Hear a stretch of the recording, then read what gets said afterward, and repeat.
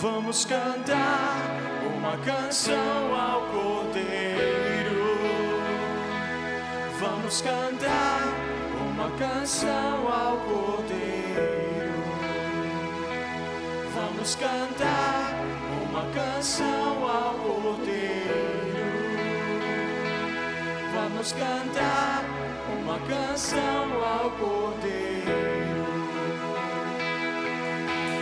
Quem é como o Senhor? Quem é como o Senhor? Santo és incomparável, não há outro como tu, reina sobre a terra e céu para sempre. Santo és incomparável, não há outro como tu, reina sobre a terra e céu para sempre.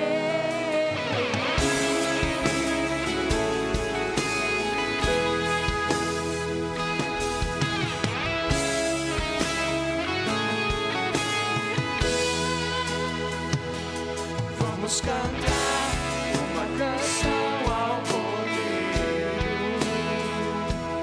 Vamos cantar uma canção ao Cordeiro. Nós vamos cantar uma canção ao Cordeiro. Vamos cantar uma canção ao Cordeiro.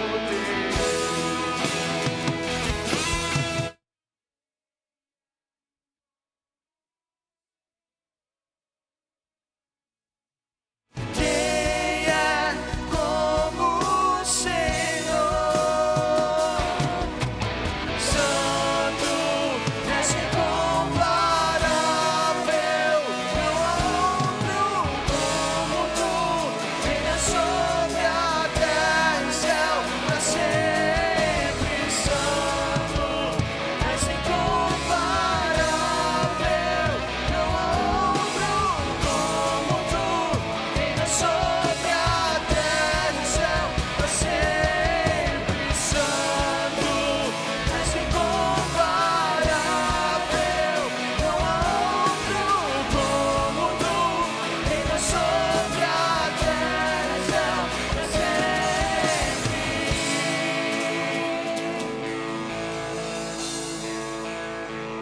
Amém. Quem é como nosso Deus? Amém, irmãos? Honra, glória, força e poder.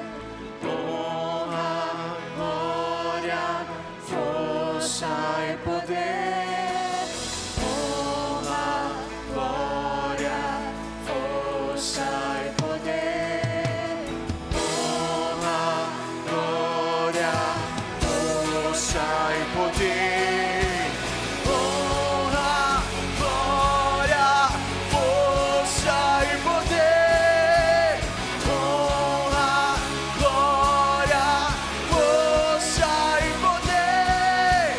Honra, glória, força e poder.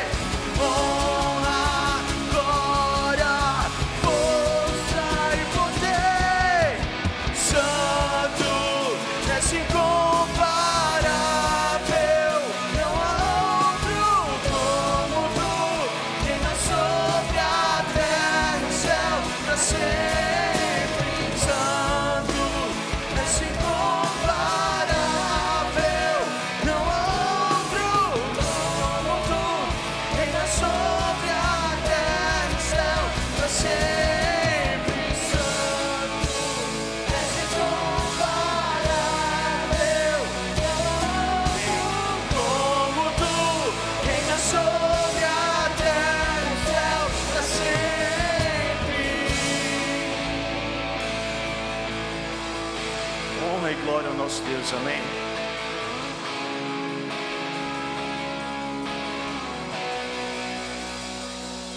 A honra, a glória, a força.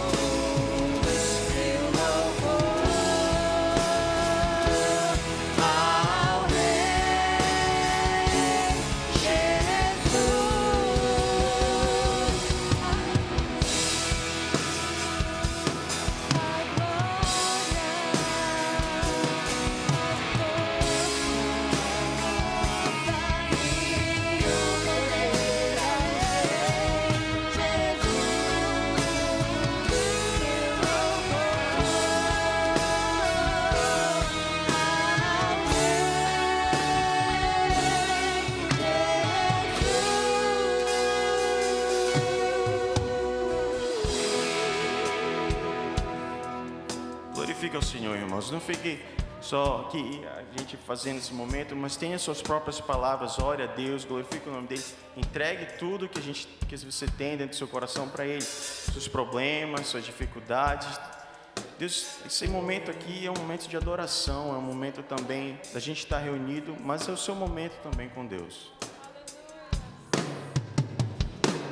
Não há Deus maior. Não há Deus melhor.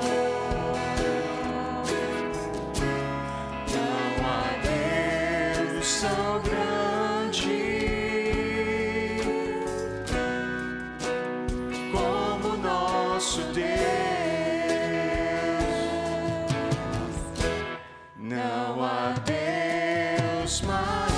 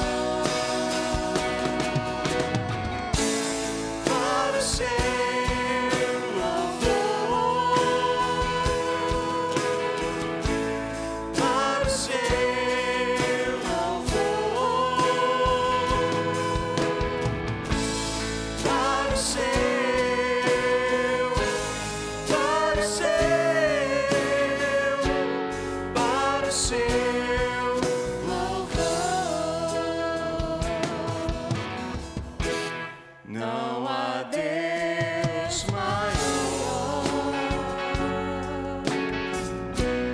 Não há Deus melhor. Não há Deus tão grande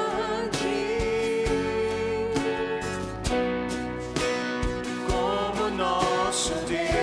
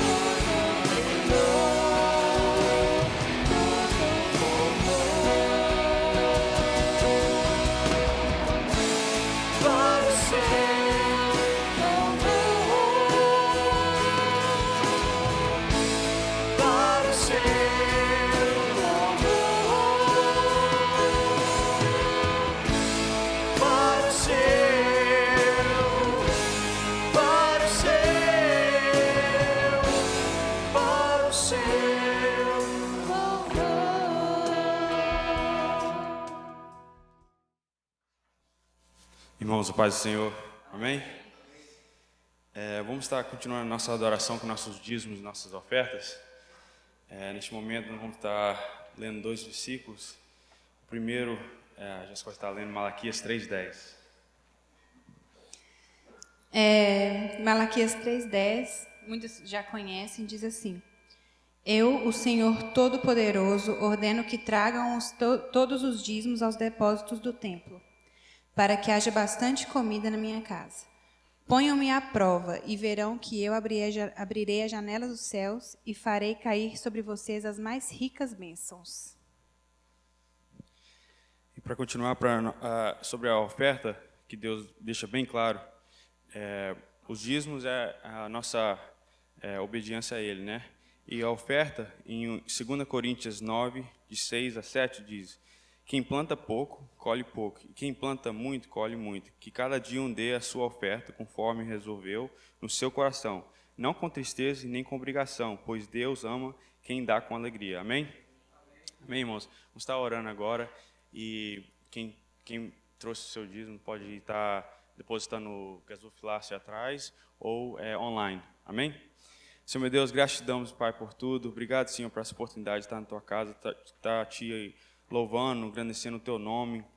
Muito obrigado, Senhor, por tudo que Você tem feito em nossas vidas, na vida de cada família aqui, dessa igreja, deste mundo, Pai.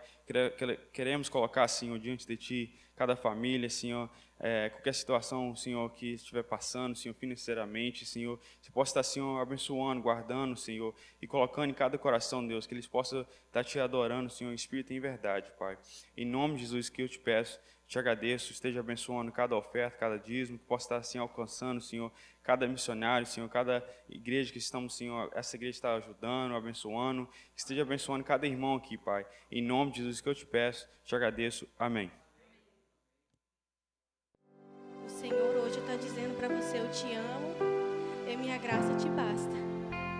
Eu sei que eu estou falando para alguém aqui que acreditou na mentira do inimigo muito tempo. Muito tempo. Enough is enough. O Senhor está te dizendo que te ama. O Senhor te ama tanto. Você não tem ideia do quanto que o Senhor te ama. Abra os seus braços para o Senhor, porque Ele já está com os braços abertos para você. Se entrega ao Senhor completamente. Deixa o Senhor trabalhar na sua vida. Não acredita nessa mentira que o inimigo colocou na sua cabeça, que você não é amado. O Senhor te ama demais. O Senhor te ama muito. E o Senhor está aqui para você.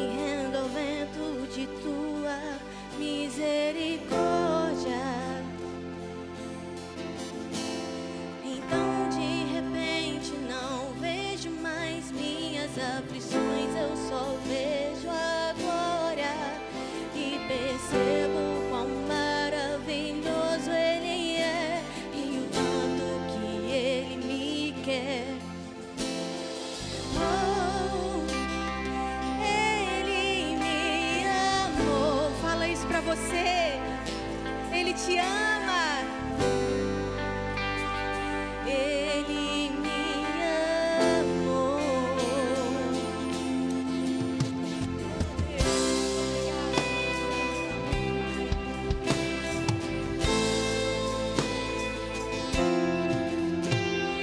Tem ciúmes de mim. O seu amor é como um furacão, e eu me rendo ao vento de sua misericórdia. Então de repente não vejo mais minhas aflições, eu só vejo a glória e percebo quão maravilhoso Ele é e o tanto que Ele me quer. Oh, Ele me amou.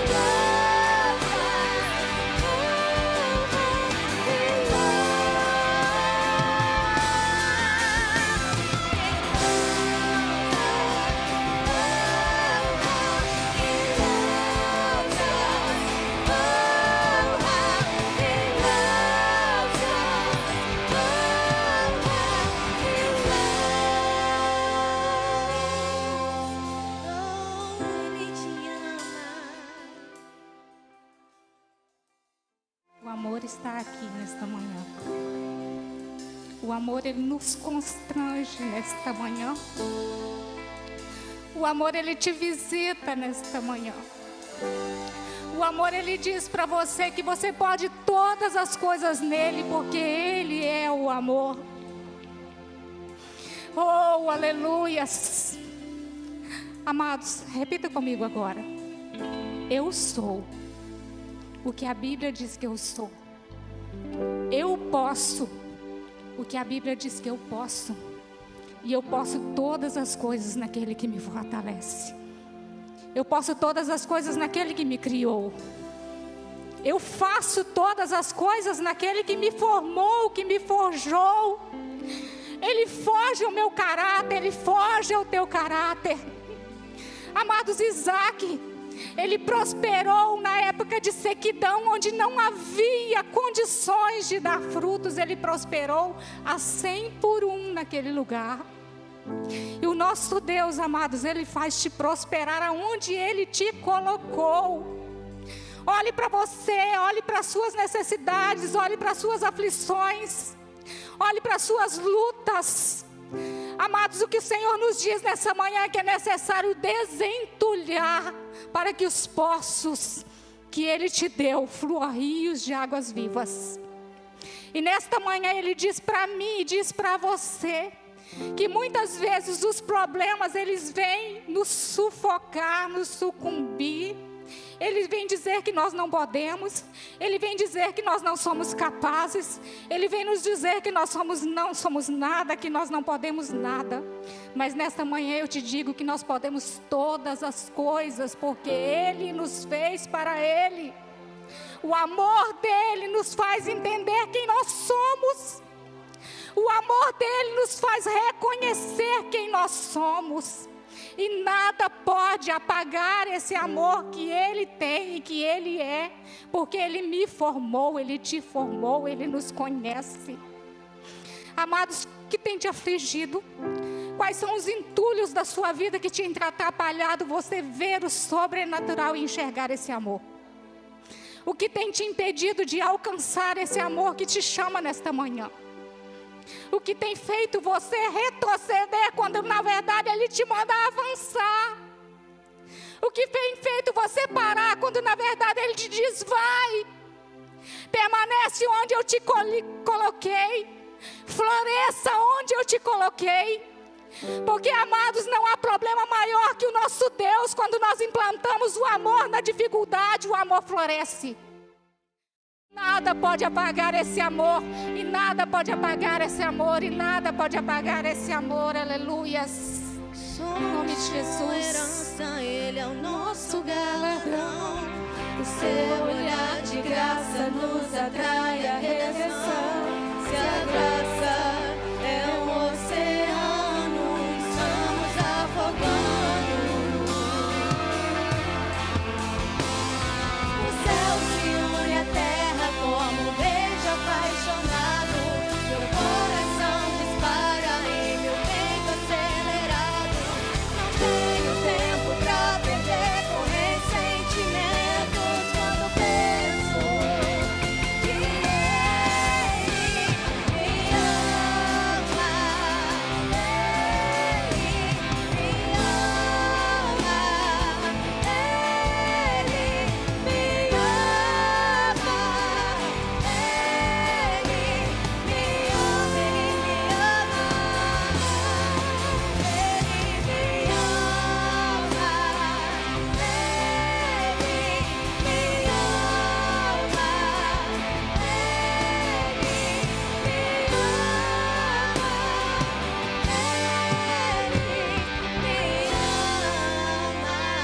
Te adoramos, Senhor. A igreja aplauda ao nosso Deus.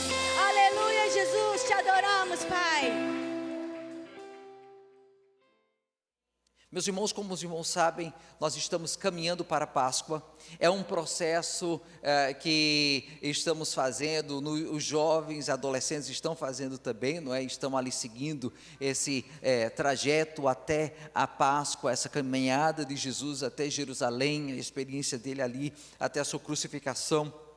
Nós estamos chegando ali E inclusive estamos com um propósito lá, que estamos fazendo com a igreja, pendurando lá o cordão vermelho. Se os irmãos não têm, podem pegar depois. O propósito é justamente lembrar o sangue do Cordeiro que foi derramado, que é o símbolo da nossa salvação. Quando você ver aquele cordão, você intercede pela sua casa, intercede pela sua vida, você procura lembrar o sacrifício que ele fez por você. Páscoa e julgamento é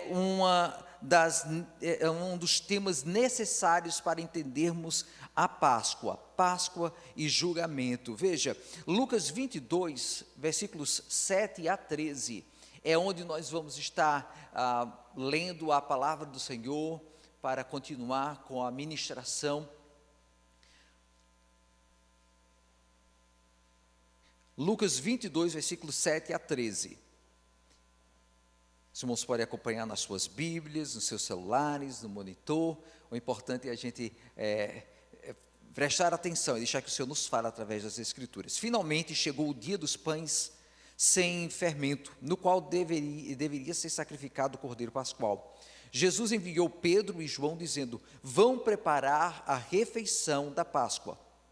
Eles saíram e encontraram tudo como Jesus lhes tinha dito. Então prepararam a Páscoa. Amém? Eu acho que nem todo mundo entendeu. Jesus finalmente ele vai e chega em Jerusalém, e ali naquele dia da Páscoa, está chegando a Páscoa, o Senhor manda os seus discípulos para ir e preparar o lugar onde eles estarão celebrando a Páscoa do Senhor. O Senhor manda. E eles chegam e encontram tudo como o Senhor havia dito que aconteceria, e eles finalmente vão e preparam a Páscoa. Duas coisas que eu quero que você perceba logo de início aqui. Existe um plano do Senhor, tudo está acontecendo de acordo com o que o Senhor havia planejado, e existe também a direção do Senhor que está presente. Existe uma mensagem que o Senhor quer passar e deixar marcada na vida dos seus discípulos com essa experiência que está acontecendo aqui. Jesus aqui está mandando seus discípulos para preparar o que seria a sua última Páscoa com os seus. A sua última Páscoa antes da sua morte e ressurreição. Não é uma Páscoa qualquer, não é um dia qualquer, não é uma celebração qualquer, é algo marcante. A Páscoa era a primeira de todas as festas anuais e, historicamente, religiosamente, era a mais importante de todas. Era chamada a festa da Páscoa e festa dos pães asmos, e eram duas festas que realmente formavam uma grande festa dupla. Aqui, nesse tempo, a cidade, a vizinhança ficava cada vez mais lotada, imagine, cada vez mais lotada de gente vindo de toda parte e entrando ali naquela cidade, entrando nas ruas, nos bazares, enchendo aqueles lugares, uma multidão de homens, igualzinho a que Jesus havia visto quando ele chegou à cidade, quando ele era ainda uma criança, ainda um menino.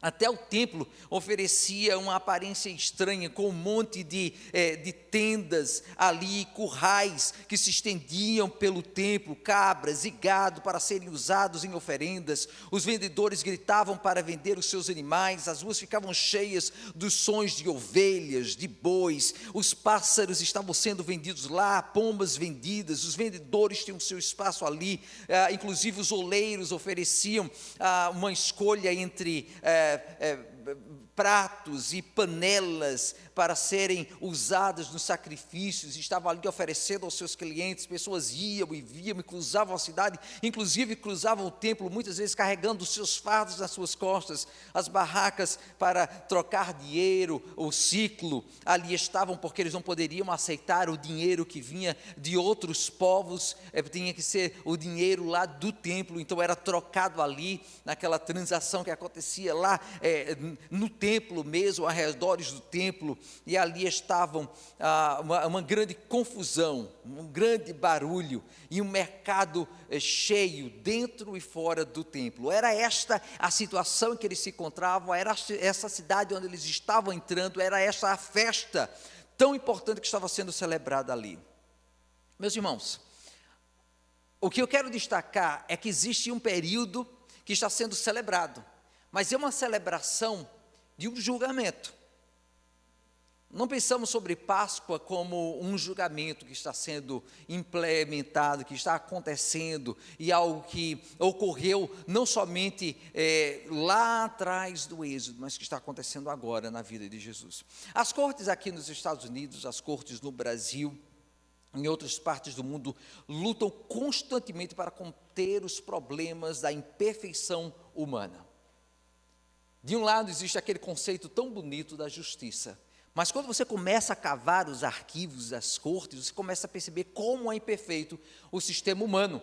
Inocentes são culpados, culpados porque têm dinheiro, saem sem pagar preço algum pelo seu erro, pela sua culpa, pela sua falta. A gente vê como juízes são comprados, advogados se corrompem, existe o esconder de provas, existe toda sorte de coisas que estão mostrando a imperfeição da justiça humana. Com Jesus Cristo, o mesmo aconteceu. Um tipo de justiça que levou o homem mais justo de todos, o homem Deus, a ser condenado e a ser morto injustamente. Mas era necessário que acontecesse. Um dos pontos mais marcantes nessa época que precede a Páscoa é o julgamento injusto e cruel de Jesus. Um inocente condenado pela maldade de uma liderança, de um povo resistente à voz de Deus. Quase todos conhecem bem a história de Jesus sendo julgado pelo Sinédrio.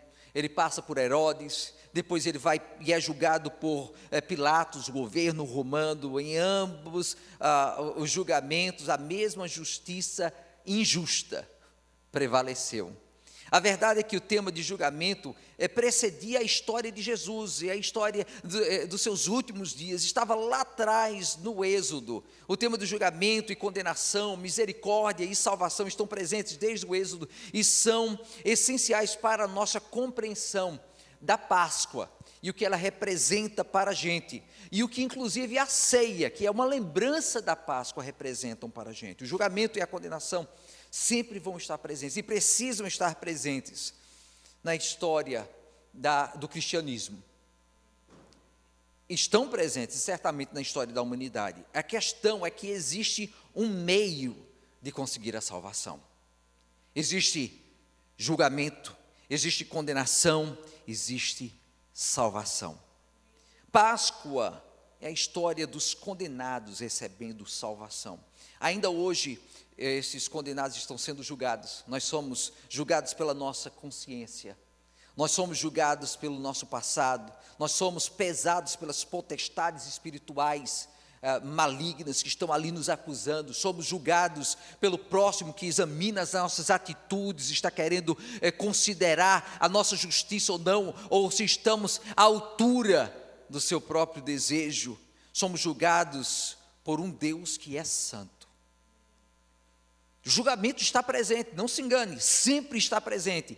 Queira a pessoa se submeter a Deus ou não, queira a pessoa aceitar o julgamento do mundo ou não, queira a pessoa se submeter ao questionamento que acontece no mundo espiritual ou não, o julgamento está presente, acompanhado de condenação também. Quais são então as lições de justiça que a Páscoa nos dá?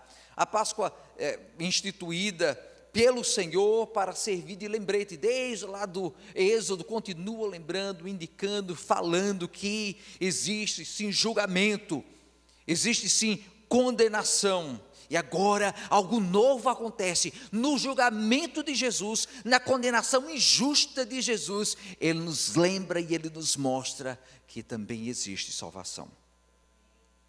Condenação, meus irmãos, é o primeiro fato que precisamos lembrar ali da Páscoa, que precisa estar bem firmado nas nossas mentes quando nos aproximamos desta celebração que nos espera em breve, o Easter. Precisamos lembrar que ali está o fato escondido da condenação. A gente quer pensar em coelhinhos, a gente quer pensar ali da primavera, a gente quer pensar em flores que brotam, mas existe sim o tema da condenação que está presente. É por isso que o cordeiro era sacrificado, para apagar a culpa, pelo menos temporariamente, a culpa de toda uma população. Primeiro é necessário a gente dar um contexto apresentando o que é a justiça humana. Já falamos que é uma justiça imperfeita. Jesus mesmo passou por esses julgamentos e ainda assim foi condenado. Lucas 22, versículos 1 a 2. Lucas 22, versículos 1 a 2, nós lemos aí, meus irmãos: estava se aproximando a festa dos pães sem fermento, chamado Páscoa, e os chefes dos sacerdotes e os mestres da lei estavam procurando um meio de matar a Jesus, mas tinham medo do povo. Você percebe o que acontece? Estava se aproximando a Páscoa, e os líderes estão procurando um meio de matar a Jesus. Não estão procurando julgar a Jesus, eles não estão procurando questionar ou examinar as suas atitudes, eles estão procurando matá-lo. Bem claro, bem direto, é o que eles procuram, alguma maneira de trap him, de prendê-lo em alguma questão legal que os dê motivo de condená-lo. É importante notar aqui que a Páscoa é seguida pela morte de Jesus. Na Páscoa, a Páscoa está se aproximando e eles procuram matar a Jesus. Logo do início você vê a semelhança daquele cordeiro que é separado para ser sacrificado, para quê? Para apagar o pecado, a culpa e o erro de uma população. Assim como acontecia na Páscoa, agora já estão procurando o Cordeiro de Deus para condená-lo. Na verdade, o que os líderes religiosos estão fazendo nesse processo de julgamento injusto de Jesus é mostrar que o homem se volta contra Deus, o seu Senhor. É isso que eles fazem. Quando aqui estão esses homens procurando Jesus, o Filho de Deus, mesmo que sem perceber, mesmo que sem notar, mesmo que eles não entendem a complexidade do que eles estão fazendo, eles estão se voltando para condenar a Deus. E é o que acontece na história humana. É o que sempre esteve presente, mesmo sem saber, eles estão fazendo justamente o que nós percebemos acontecer ainda hoje. Eles estão tornando realidade o processo de rebelião do homem, pelo processo todo da história. E a serpente anima o homem a questionar a Deus e julgar as suas intenções. Não, peraí, Deus ele deve estar se sentindo inseguro, coma do fruto. Estão questionando a Deus, julgando as intenções de Deus. Caim questiona a justiça de Deus, porque aceitou somente a oferta de Abel e não a minha. O povo de Israel questiona a fidelidade de Deus quando estão saindo do Egito. O pecado tem a inclinação ruim de nos levar a questionar o Senhor, de duvidar do seu amor, de nos achar mais sábios do que Ele, o ser humano de se rebelar contra Deus, levantar ali a sua face contra Deus e querer se opor a Ele. Vez e mais vezes, nós nos vemos na mesma situação. Estou falando somente do mundo perdido e pecador. Às vezes nós, como servos do Senhor, nos colocamos numa posição onde começamos a questionar, nos achar mais sábios, nos achar capazes de nos opor à vontade de Deus e a um plano maior que Deus tem. Por quê? Porque a nossa justiça é imperfeita. Pensamos ser justos quando na verdade estamos tomados pela mancha do pecado que corrói as coisas boas que seriam na nossa vida. Lá estavam os pecadores julgando e condenando o homem-Deus que havia vindo para salvar o seu povo. João 1, versículo 11 nos diz: ele veio para o que era seu, mas os seus não receberam. E a palavra aqui está até leve: os seus o negaram. Os seus o mataram, os seus o condenaram, os seus cuspiram nele, os seus zombaram dele, os seus bateram nele, os seus o feriram, machucaram. Veio para o que era seu, mas os seus não receberam. O que estava acontecendo ali não estava fora do controle do Senhor. Ele se submeteu a isso. E se você perceber a figura do cordeiro aqui, está, ainda é o cordeirinho vivo, ele não está morto aqui. Ele está amarrado, mas calmo, se submete ao que está para acontecer. E o que a palavra fala justamente sobre o cordeiro é isso. É aquela mansidão, aquela quietude, aquela submissão à vontade de Deus. Aqui está o Senhor Jesus submetendo à vontade de Deus, e Ele se oferece pelos nossos pecados, mesmo e apesar da nossa injustiça, da falta do homem, da rebeldia do homem. Ele ainda se submete por amor a nós. É isto que é a Páscoa. Páscoa é juízo, é justiça, é condenação. E Jesus está sendo condenado por aqueles homens ruins que estavam punindo injustamente. Jesus estava sendo condenado por mim e por você, sem merecer, se colocando no nosso lugar. Durante sua prisão, ele mesmo falou que ele poderia pedir ao Pai um exército de anjos para o proteger, se fosse necessário. Mas ele precisava e ele queria passar por tudo aquilo, porque essa era a sua missão. Marcos 14, versículos 60 a 65, não vou ler o texto todo, mas fala que depois o sumo sacerdote levantou-se diante deles e perguntou a Jesus: você não vai responder à acusação que estes lhe fazem? Colocaram um monte de gente para acusá-lo, para questionar a ele, para tentar ali prendê-lo de alguma maneira, mas Jesus permaneceu em silêncio e nada respondeu. Veja, ele sabe o que está acontecendo. Outra vez o sumo sacerdote lhe perguntou: você é o Cristo, o Filho de Deus, do Deus bendito? Aí ele vai e responde: sou, disse Jesus, e vereis o Filho do homem assentado à direita do Todo-Poderoso, vindo com as nuvens do céu. O sumo sacerdote, rasgando as suas próprias vestes, perguntou: por que precisamos de mais testemunhas? Vocês ouviram a blasfêmia, que acham?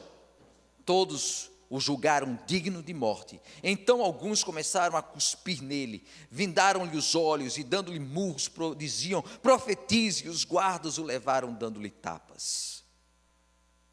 Eu quero que você perceba aqui que ele sabia o intuito do coração deles. Ele poderia ter continuado calado, mas ele estava primeiro calado, depois se entregou para mostrar que ele era Deus. Mas ele sabia o que aqueles homens estavam fazendo. Mas mais do que isso, perceba que ele diz aqui: ele está como réu neste lugar, mas ele voltará, ele sim, é o Filho de Deus, e voltará à direita e próximo do Pai, para agora julgar aquela humanidade, julgar aqueles homens. Ele fala que ele está aqui como réu, mas ele voltará como juiz. Eles querem que Jesus se defenda da acusação, mas Jesus, ele está aqui se entregando a essa acusação falsa e permitindo que a sua vida seja tomada, porque ele é o Cordeiro de Deus oferecido para trazer salvação à humanidade perdida. Julgamento não poderia ser feito daquela maneira, às escondidas, um jogo sujo que estava sendo levantado, procurando acusações, comprando pessoas para trazê-lo, oferecê-lo e estar ali presente. Mas era necessário que acontecesse, porque Páscoa era acompanhada de um sacrifício. Páscoa era acompanhada do derramar do sangue de um inocente, de um cordeiro inocente. Na verdade, o erro não foi apenas de alguns líderes religiosos. A própria história continua mostrando que todos nós temos culpa no final de tudo. Nós temos culpa também. Nós acabamos ajudando no julgamento injusto, e acabamos crucificando Jesus com as nossas palavras, as nossas atitudes, o nosso testemunho ruim, os momentos e as atitudes quando nos rebelamos contra a vontade de Deus, quando mostramos o pecado ruim que nos leva a continuar com os nossos pecados, cravando os pregos em Jesus Cristo e matando-o também. O julgamento está acontecendo e nós somos parte desse julgamento com o nosso pecado, que crucificou um homem inocente e que permitiu que o Cordeiro de Deus fosse sacrificado por nós. Não somos inocentes. Nós estamos aqui porque o nosso pecado é que levou Jesus a se oferecer por nós. Pilatos, inclusive, ele continua ali num julgamento injusto. Ele não conseguia achar culpa em Jesus, e Pilatos sugere que o povo venha a decidir se ele deve ser solto ou não, e mesmo com todos os direitos violados ali, Lucas 23, versículos 13 a 25, nos diz que Pilatos reuniu os chefes dos sacerdotes, as autoridades e o povo, dizendo-lhes: vocês me trouxeram este homem como alguém que estava incitando o povo à rebelião. Eu examinei na presença de vocês e não achei nenhuma base para as acusações que fazem contra ele. Dando pulinho, versículo 16, portanto eu o castigarei e depois o soltarei. Mas se ele é inocente, por que vai ser castigado? Versículo 18, a uma só voz, todo o povo gritou: acaba com ele, solte-nos Barrabás. Desejando soltar a Jesus, Pilatos dirigiu-se a eles novamente, mas eles continuaram gritando: crucificam, crucificam. Pela terceira vez ele lhes falou: por que Que crime este homem cometeu? Não encontrei nele nada digno de morte. Vou mandar castigá-lo e depois o soltarei. Eles, porém, pediam insistentemente, com gritos fortes, que ele fosse crucificado, e a gritaria prevaleceu. Então Pilatos decidiu fazer a vontade do povo. Aqui está o povo tomando parte, estando juntos aqui no julgamento de Jesus, na condenação de Jesus. Eles estão representando a mim e a você ali, que com os nossos gritos, o nosso pecado que continua se destacando na nossa vida, nós crucificamos a Jesus também. Mas não fica aí não, tem algo melhor chegando. Eu quero lembrar a você que nós somos culpados com aqueles de condenar, de crucificar a Jesus. E não ache-se nenhum homem hoje que é justo, que é bom, que tem alguma boa qualidade. Tantos querem ser bons, não é? Mas todo mundo é ruim, não presta, tem um pecado dentro dele. E agora, ou daqui a depois, precisamos estar voltando para o trono de Deus, pedindo perdão e a graça que vem pelo sangue do Cordeiro, que nos lava de todo pecado. Todos precisamos continuamente estar voltando para este sangue, para pedir o perdão dos nossos pecados. Lembre que, desde Gênesis até agora, o homem continua procurando oportunidade de tentar colocar o Criador do universo na cadeira de réu. A Páscoa nos lembra que nós condenamos sempre que pecamos e nos colocamos em oposição a Deus. A Páscoa nos lembra, então, que existe sim uma oportunidade de exame. Afinal de contas, um julgamento é um exame que está sendo feito do réu, da pessoa mesma que é levada a considerar os seus erros, talvez se arrepender diante das vítimas ou familiares das vítimas. É necessário aquele exame pessoal da própria sociedade, dos erros e necessidades de conserto que precisam acontecer. Lucas 22, versículos 31 a 34, nos falam sobre este exame. Jesus fala: Simão, Simão, Satanás pediu vocês para peneirá-los como trigo. Mas eu orei por você, para que a sua fé não desfaleça. E quando você se, converter, fortaleça os seus irmãos. Mas ele respondeu: eu não preciso de conserto. Eu não preciso de mudança. Eu estou pronto para ir contigo à prisão e até mesmo para a morte. Respondeu Jesus: eu lhe digo, Pedro, que antes que o galo cante hoje 3 vezes, você negará que me conhece. Aqui está Jesus oferecendo uma oportunidade de exame a este homem, a este discípulo, amado sim,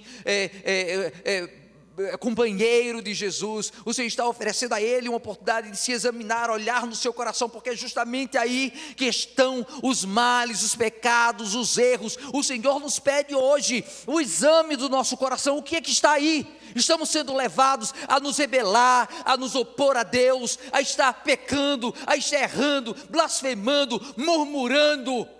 O que está acontecendo que nos leva a estar nos opondo a Ele? Depois o Senhor fala: há um traidor no nosso meio. Basicamente é isso que o Senhor está lembrando. Há uma oportunidade, inclusive Judas teve uma oportunidade de fazer um exame pessoal, quando recebeu o aviso de Jesus. Mesmo há 3 anos, o Senhor conhece os discípulos muito bem, inclusive conhece-os muito bem porque é Deus. No momento da oferta, da tentação, Judas acabou traindo a Jesus. Será que em alguns momentos nós também temos sido Judas? Será que em alguns momentos temos sido um Pedro?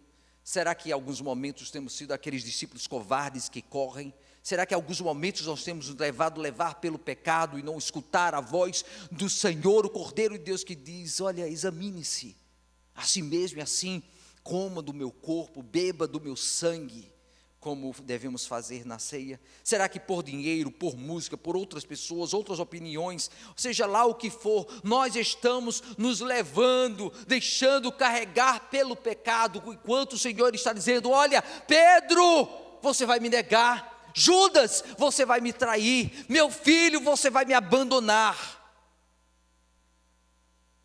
Eu sei que Jesus olhou nos olhos de cada um daqueles discípulos, e eu sei eu consigo imaginar a dor que o Senhor sentiu de saber que ele estaria só. Ele estaria só.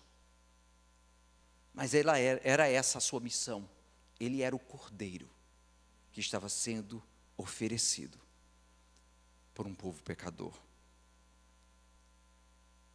Como é que o Senhor está olhando para você hoje? Quando Ele olha nos seus olhos, o que é que Ele está vendo? Quando Ele olha no profundo do seu coração, o que é que Ele vê?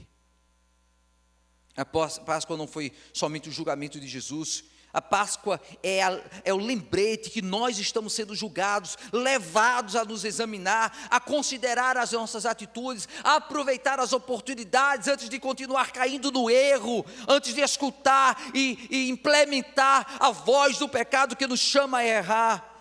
Esse é o julgamento, sim, dos interesses de uma nação, é o julgamento de Jesus, é o julgamento da falsidade religiosa, é o julgamento do coração dos discípulos, é o julgamento da fidelidade dos indivíduos, é o julgamento de mim e de você. Páscoa, ceia, eles nos fazem lembrar ali, olha, você percebe o que está no seu coração? Examine-se a si mesmo, e assim participe deste sacrifício que foi feito, o Cordeiro de Deus, que tira o pecado do mundo. Você não é perfeito, você não é bom, você precisa se examinar, hoje, amanhã, quando para cear, quando para orar, quando precisa levantar de manhã para seguir adiante, diga: Senhor, eu preciso da tua misericórdia, porque eu não sou justo, eu preciso do Cordeiro de Deus. É aí que nós entramos nesse ponto tão importante, que a Páscoa nos lembra que sim, existe condenação, sim, existe a necessidade de exame, mas existe sim perdão que nos é oferecido, não pela minha justiça ou a sua justiça, não pela justiça de uma humanidade imperfeita, corrompida, injusta, traidora, traiçoeira. O perdão que veio por um cordeiro manso, que se oferece por mim e por você. Lucas 22, versículos 7 a 13 nos diz: finalmente chegou o dia dos pães sem fermento, no qual devia ser sacrificado o cordeiro pascual. Jesus enviou a Pedro e João, esse foi o texto que lemos logo no início. Jesus enviou Pedro e João dizendo: vão preparar a refeição da Páscoa.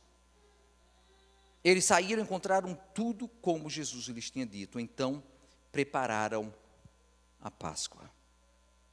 Foi desse preparo para celebrar a Páscoa que veio a ceia do Senhor com seus discípulos.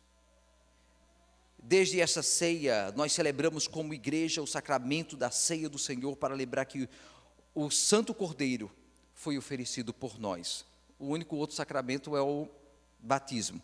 E sacramento não é uma palavra ruim, não. Ela é algo sagrado. Para Jesus, esta Páscoa teria importância profunda para Ele, para seus discípulos, para a sua igreja. Essa era a entrega voluntária, meus irmãos, de si mesmo. A entrega voluntária de Jesus como o Cordeiro de Deus que tira o pecado do mundo.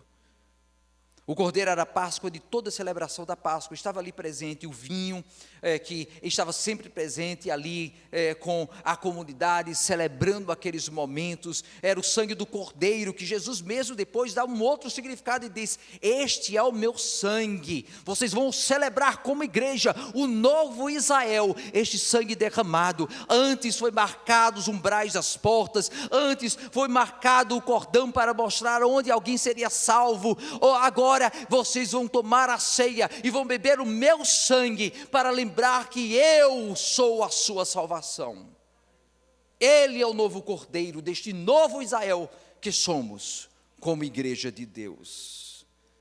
Existe uma nova aliança neste sangue, não uma aliança baseada no cordeiro de um animal, mas agora no sangue do Cordeiro de Deus, o homem Deus que se ofereceu por nós, o justo que se ofereceu por nós. A Páscoa, no princípio, associado ao Egito, ela não celebra uma independência política, ela é uma libertação da morte.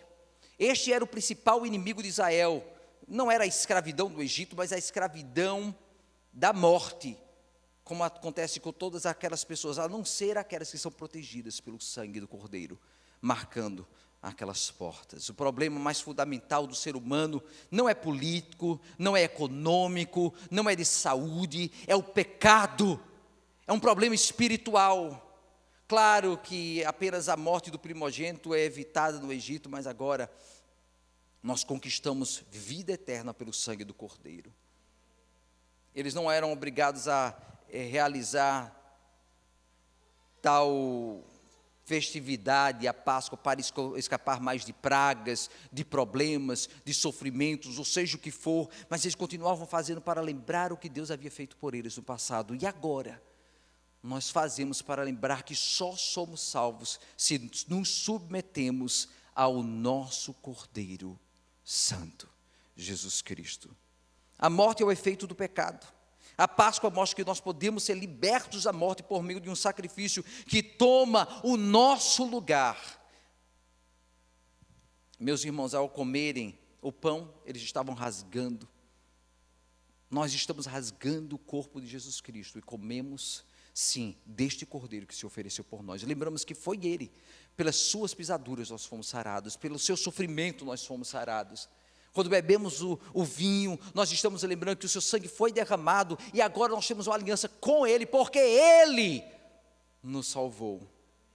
Este dia será um memorial para vocês, diz lá Êxodo, e todos os seus descendentes celebrarão como festa ao Senhor, celebrem-no como decreto perpétuo. Jesus, inclusive nesta ceia, Ele diz, façam isto em memória de mim. Percebe? Não é mais, a Páscoa não representa mais a celebração de algo que aconteceu no passado, mas agora a Páscoa celebra o que Jesus está fazendo por nós na cruz do Calvário. Como a Páscoa é sinônimo do julgamento, também é sinônimo de graça e de perdão. O último texto que vamos estar lendo aqui está em Isaías 53, versículos 4 a 5. Isaías 53, versículos 4 a 5 nos diz, certamente Ele tomou sobre si as nossas enfermidades, e sobre si levou as nossas doenças, contudo nós o consideramos castigado por Deus atingido e afligido, mas Ele foi transpassado por causa das nossas transgressões, foi esmagado por causa de nossas iniquidades. O castigo que nos trouxe paz estava sobre Ele, e pelas suas pisaduras fomos curados. Veja, uma profecia lá por Isaías no Velho Testamento, lá no passado, aponta para este Cordeiro que viria, o Cordeiro Santo de Deus, o Cordeiro perfeito de Deus que se ofereceria em nosso favor. Essa oportunidade de nos apegarmos mais ao Senhor Jesus Cristo. Se você se esqueceu o quão importante Ele é para você como igreja, lembre que você só é alguém porque o Cordeiro derramou seu sangue por você. Você só tem perdão porque o Cordeiro derramou seu sangue por você. Você só tem esperança porque o Cordeiro derramou seu sangue por você. O Cordeiro de Deus, Jesus, se ofereceu por você. Está na hora de pedirmos perdão pelas nossas culpas. Está na hora de valorizar este sacrifício. Está na hora de estar nos lembrando continuamente de que é necessário sim olhar para o fato que somos julgados, já fomos condenados, mas agora fomos perdoados. O julgamento do homem é imperfeito, mas o julgamento de Deus é perfeito sempre, mas também é acompanhado da misericórdia e da possibilidade de salvação que vem por Jesus Cristo, o Cordeiro de Deus. Existe meio de chegar a Deus a não ser por Jesus? Não. Podemos ser salvos dos nossos pecados se não for por Jesus? Não. Temos alguma justiça que nos qualifique diante de Deus, de nós mesmos? Não. Só por Jesus. Vamos, como igreja, valorizar este sacrifício. Sim, o julgamento é parte do cristianismo. É necessário lembrar do julgamento, da condenação, do exame, mas acima de tudo, do perdão e da graça. Amém, meus irmãos? Vamos nos colocar de pé. E eu quero que este momento seja um momento de exame para você. Hoje não vamos estar celebrando a ceia, vamos estar celebrando daqui algumas semanas, mas eu quero que você faça um exame pessoal. Você tem honrado o nome de Jesus na sua vida? Você tem exaltado o nome do Cordeiro? Ou será que de uma maneira ou outra nós temos participado deste clamor do pecado que continua colocando Jesus Cristo mais uma vez ao sacrifício? É lógico que não literal, mas espiritualmente nos tornamos cúmplices, coniventes daquele povo que gritava contra Jesus, daqueles líderes naquela religião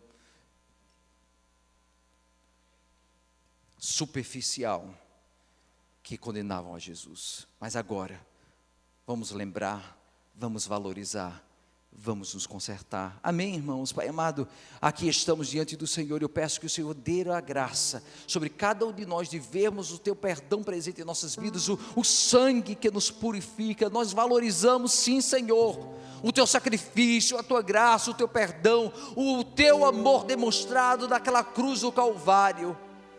Senhor, continua trabalhando em nossos corações, e eu peço a você, pode continuar de cabeça baixa. Se o Senhor te tocou profundamente no coração hoje, você sabe que precisa fazer um conserto, não algo superficial, não algo de aparências. O Senhor conhece os corações, o Senhor conhecia Pedro, o Senhor conhecia Judas, o Senhor conhecia os seus discípulos, Ele sabia exatamente o que estava acontecendo. Se o Senhor tocou no seu coração, e Ele te chamou a tomar uma atitude, você pode depois nos procurar, a mim, aos presbíteros, aos oficiais, e que estão hoje escalados, e você pode pedir uma oração especial, e nós estaremos prontos a trabalhar com você, e orar com você, e pedir a graça do Senhor. Mas não deixe passar a oportunidade. Pai amado, vem, faz a tua obra, hoje aqui é que nós te pedimos.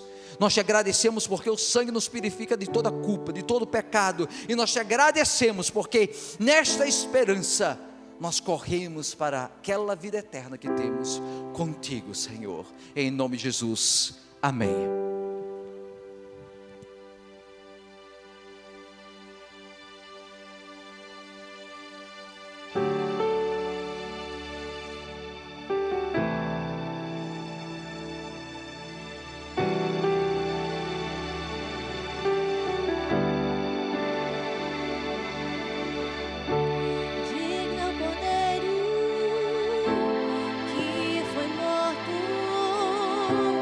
Santo,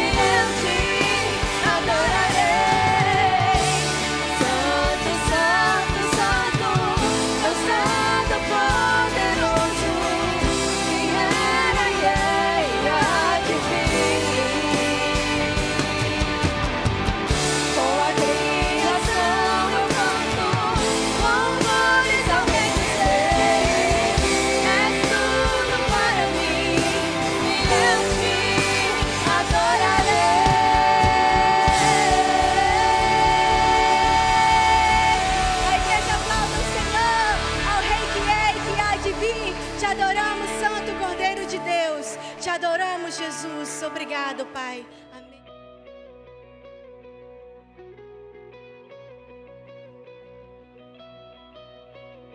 Estamos tendo escola bíblica para os adultos através do Zoom.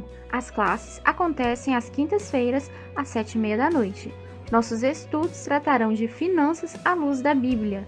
Interessados devem se matricular na secretaria da igreja.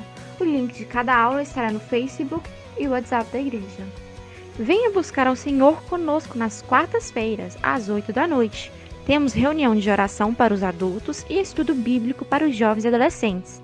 Não esqueça de se inscrever no website da igreja, ipboston.org. Aos domingos estamos tendo 2 cultos presenciais, às 10 horas da manhã e 6h30 da noite. Também estamos tendo escola bíblica dominical para as crianças durante o culto das 10 da manhã. Como ainda estamos em períodos de restrições, é necessário que todos se registrem no website da igreja, ipboston.org. E seguindo as normas da cidade, temos um número limitado de pessoas para cada culto. Lembrando que é necessário manter distanciamento social e usar máscara a todo tempo dentro do prédio da igreja. Teremos um culto jovem nesta quarta-feira às 8 horas da noite no salão da igreja. Jovens e adolescentes são convidados. Os irmãos que desejarem contribuir com seus dízimos e ofertas podem fazê-lo online através do website da igreja ou no link de doação. Basta você digitar ipboston.org/doar e lembre-se, Deus ama quem dá com alegria. Nessa sexta-feira, dia 26 de março, teremos uma vigília, às 8 horas da noite na igreja. Lembrando que é necessário que todos se registrem para participar. Jesus disse, minha casa será chamada casa de oração. Teremos nosso culto de Páscoa no domingo, dia 4 de abril, às 10 horas da manhã e 6h30 da noite. Venha celebrar conosco a ressurreição do nosso Senhor. Compartilhe nosso culto online com um amigo e não se esqueça de se inscrever no nosso canal do YouTube. Família IP Boston Unidos no Senhor. Vamos estar orando agora pelos aniversariantes, o Bruno, a Natasha Rocha, a Natália Rocha, também o Felipe Castro, a Isaíne Pereira e a Ariane Brasil. Vamos pedir a bênção do Senhor sobre essas vidas, amém? Que Deus esteja abençoando muito cada um dos irmãos. Vamos orar agora, vamos colocar de pé? Pai amado, nós te agradecemos pela bênção de te adorar, Senhor, celebrar o teu nome, estarmos juntos como igreja, agradecendo ao Cordeiro de Deus, por esse sacrifício precioso que nos une como igreja. Pai amado, nos guarde de todo mal, continua mantendo-nos com saúde, abençoa cada um dos nossos irmãos que estão completando mais um ano de vida esta semana, que tenha um ano de vitória para a tua honra, glória e louvor, ó Pai amado, e assim nos conduz em paz, e que a graça do Senhor Jesus, o amor de Deus nosso Pai, a comunhão e consolação do Espírito esteja com cada um de vocês agora e para todo sempre, amém. Que Deus abençoe muito a igreja, a paz de Jesus.